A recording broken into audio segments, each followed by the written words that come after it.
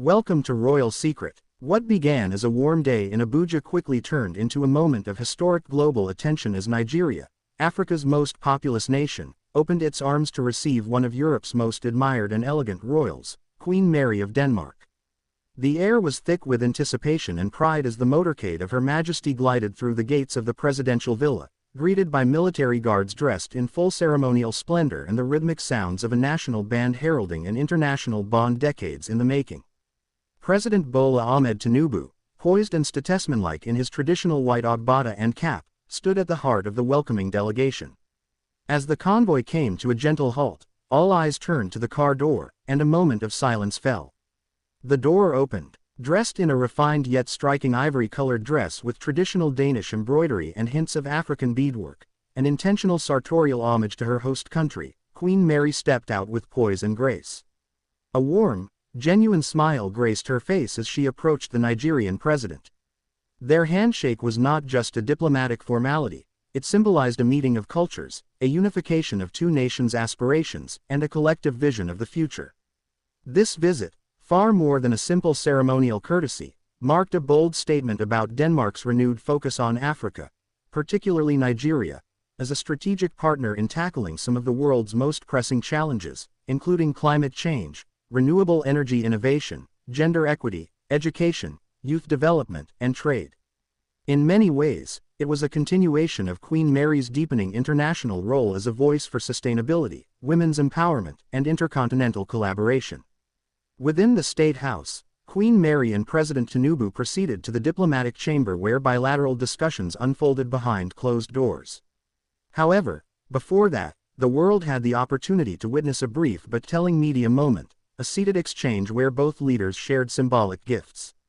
President Tinubu presented the Queen with a beautifully handcrafted Yoruba talking drum, a symbol of communication, respect, and unity across Nigerian culture. In return, Queen Mary gifted a Danish-designed brooch symbolizing resilience and connection, made using recycled ocean plastic, a nod to her ongoing advocacy for environmental sustainability. What happened next behind closed doors sent strong signals throughout the international diplomatic community. In a series of high-level meetings involving the Nigerian Ministry of Foreign Affairs, the Danish ambassador to Nigeria, and royal advisors, key discussions centered around Denmark's ongoing development assistance program to Nigeria and how it could be modernized to reflect contemporary global realities. Denmark has been a long-standing supporter of human rights and development initiatives across Africa, and Queen Mary, though not a political figure per se, has increasingly become the face of Denmark's humanitarian and international presence. President Tinubu used the moment to advocate for deeper collaboration in trade, especially around green technology. Nigeria, facing climate pressures and economic diversification needs, is looking to partners who are investing in long-term sustainability. Queen Mary's presence was not just symbolic, it was strategic. Her consistent international work has garnered her respect as more than a royal. She's now recognized as a soft-power diplomat capable of opening doors and building bridges. Together, they spoke about renewable energy transitions, women in leadership, digital education, and how both nations could better align their objectives under the UN Sustainable Development Goals. Outside the State House, a large crowd had gathered, their cheers echoing through the compound's gates. Among them were school children waving Danish and Nigerian flags, NGOs, women leaders, and civil society groups, many of whom had long admired Queen Mary's advocacy for maternal health and girls' education.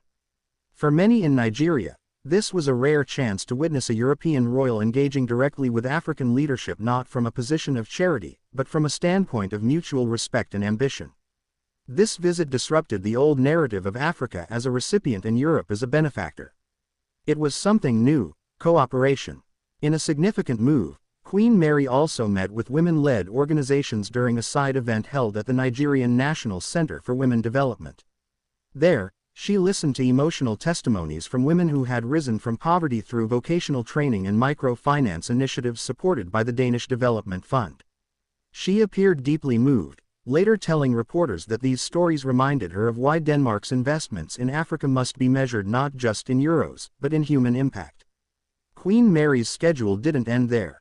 She joined a roundtable discussion with Nigerian youth tech innovators, where she asked thoughtful questions and encouraged young people to use their voices and ideas to drive change. Innovation belongs to no nation exclusively, she said. It belongs to those brave enough to imagine it. Later that evening, a formal state banquet was held in her honor. Dignitaries from across the Nigerian government, members of the diplomatic corps, business leaders, and representatives from the Danish community in Nigeria attended the black tie affair. The grandeur of Aso Rock's banquet hall came alive with Danish-Nigerian fusion cuisine, cultural performances by local artists, and a display of the two nations' flags intertwined in glowing lights. The Queen wore a dazzling midnight blue gown with a silver motif inspired by Nigeria's rising sun crest. In her speech, she spoke from the heart. Tonight we do not only celebrate a partnership between Denmark and Nigeria. We celebrate friendship, hope, and the potential to walk forward, together. President Tinubu responded in kind, calling the visit a moment that history will mark as a turning point in the story of African-European cooperation. He reiterated his commitment to ensuring that Nigeria remains a key player on the world stage, not just because of its size or resources, but because of its leadership, dignity, and global citizenship. The next morning, Queen Mary departed Nigeria, but not before laying a ceremonial wreath at the National Cemetery to honor fallen Nigerian heroes. Her departure was as graceful as her arrival, but what she left behind was far greater than flowers or photographs. She left behind a new narrative, one of respect, mutual ambition, and a shared determination to tackle the future's biggest questions together. This royal visit will not be forgotten. It wasn't about red carpets or royal pomp. It was about impact. It was about listening. It was about rewriting the story of what international partnership can look like in the 21st century. And now, the world watches. Will this visit spark a deeper shift in how global leaders, both elected and crowned, collaborate to solve today's most pressing issues? Will Queen Mary's emotional visit to Nigeria become the blueprint for how modern royalty can shape real-world change, not just through speeches and ceremonies, but through connection and courage? Queen Mary's visit to Nigeria has already begun to ripple through international circles, not only as a diplomatic engagement but as a bold cultural, economic, and emotional statement. Her presence brought with it not only the grace of the Danish monarchy, but also a reminder that modern royals, when they step beyond their palaces and protocol, can become powerful symbols of global unity and real-world influence. As she departed the ceremonial wreath-laying at the National Cemetery, many were struck by the sincerity in her expression. She stood still for several minutes, bowed her head respectfully, and placed the floral tribute, a blend of Danish daisies and Nigerian hibiscus, upon the memorial stone. It was a quiet but poignant moment that spoke volumes about Denmark's recognition of Nigeria's sacrifices in regional peacekeeping, anti-terror efforts, and its enduring resilience through decades of political and social transformation. From that moment onward, media outlets across Europe and Africa began devoting front-page headlines to what was quickly becoming known as the Mary Effect. Commentators noted how Queen Mary brought a breath of authenticity to the proceedings, stepping out of the shadow of royal tradition and into a role defined by listening, connecting, and advocating with compassion. Her speeches were not laced with lofty ideals but grounded in direct testimonies from everyday Nigerians she met during her whirlwind 3-day visit.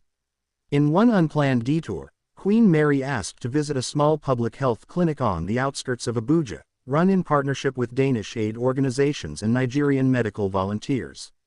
The Queen removed her gloves, sat with expectant mothers, asked about their experiences, and personally thanked the local nurses working under tight conditions. These gestures, small in action but monumental in meaning, resonated far beyond royal protocol. They struck at the heart of why partnerships like these matter. President Tinubu, a seasoned political figure navigating Nigeria through challenging times, knew this visit had deeper implications. His administration used the moment to showcase Nigeria's readiness to build new international alliances beyond traditional geopolitical boundaries. In his official debriefing, Tinubu highlighted Denmark's ongoing efforts to support Nigeria in green energy development, clean water access, and inclusive digital growth. His words were clear: this is not charity. This is collaboration. We are building mutual prosperity. The State House grounds buzzed with conversations about possible new bilateral agreements that could emerge in the coming months as a result of this royal engagement. Rumors circulated that Danish companies were already in early-stage talks to invest in solar panel production in Nigeria's northern regions, supported by policy frameworks both governments were keen to shape together. Queen Mary's presence may not have signed treaties, but she undoubtedly catalyzed their possibility. Meanwhile, within the Nigerian royal and chieftaincy class, her visit was received with admiration and quiet reflection. Several local monarchs and traditional rulers extended private greetings to Queen Mary through emissaries, recognizing her diplomatic poise and cross-cultural respect. In a world where ancient traditions and modern governance sometimes clash, Queen Mary's conduct offered a path for dignified convergence. For the Danish media and royal watchers, this visit marked a significant evolution in Queen Mary's role. Once known primarily for her elegance and charitable work within Denmark, she has increasingly emerged as a symbol of proactive global engagement. A former commoner turned royal, her journey from Tasmania to Copenhagen, and now to the heart of Africa, forms a story of transformation, adaptation, and mission. Her ability to connect with leaders and ordinary citizens alike has made her not just relatable, but inspirational. Back in Nigeria, social media exploded, millions of views pouring in across platforms like TikTok, YouTube, and X, formerly Twitter. Videos of her smiling warmly at children, listening attentively to women's stories, and even swaying slightly to a Yoruba drum rhythm during the state banquet became viral sensations. But beyond the viral moments lay deeper reflections. Influential voices across Nigeria's civil society began issuing commentaries on what the visit meant for national pride, continental relevance, and gender representation. Queen Mary wasn't simply the face of Denmark. She became, for a brief shining moment, a mirror through which Nigeria saw itself reflected with dignity, strength, and partnership potential. Economic analysts, too, began dissecting the possibilities. Could Denmark become one of Nigeria's most consistent European collaborators in environmental technology and sustainable infrastructure? Could this visit open doors for Nigerian students to study in Denmark, especially in the fields of engineering, healthcare, and environmental science? And could Queen Mary's advocacy for maternal and child health inspire a fresh injection of support for Nigeria's healthcare system, both in policy and in foreign aid? All signs point to the visit being more than ceremonial. It was catalytic. Behind the scenes, royal aides reportedly remarked that Queen Mary felt a profound connection to Nigeria during the visit. One Danish official close to the planning committee told a Copenhagen newspaper, "Her Majesty was deeply touched, not only by the kindness she received but by the shared values she saw in Nigerian communities. She left feeling more inspired than ever to continue building bridges between cultures. And build them she will."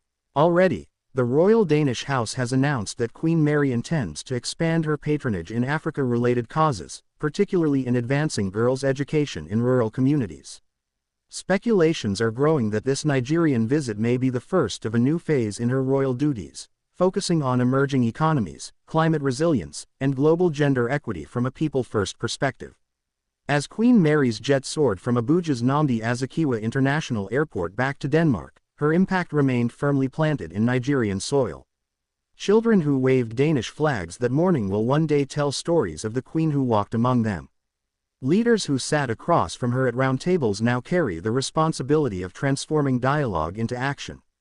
And President Tinubu, whose welcome marked the beginning of a renewed era of diplomacy, knows well that the eyes of the world are watching what comes next. This royal journey, so full of heart, hope, and humanity, has etched a new chapter in the evolving story of global leadership, one where empathy walks hand in hand with strategy, and where crowns are no longer symbols of distance but of deeper connection. And now, dear viewer, as this powerful moment in history unfolds, what role do you think royalty should play in shaping a fairer, more sustainable, and more united world? Don't forget to subscribe, like, share, and comment to keep these important stories alive. What legacy will Queen Mary's visit leave behind in Nigeria, and could this be just the beginning of something far greater?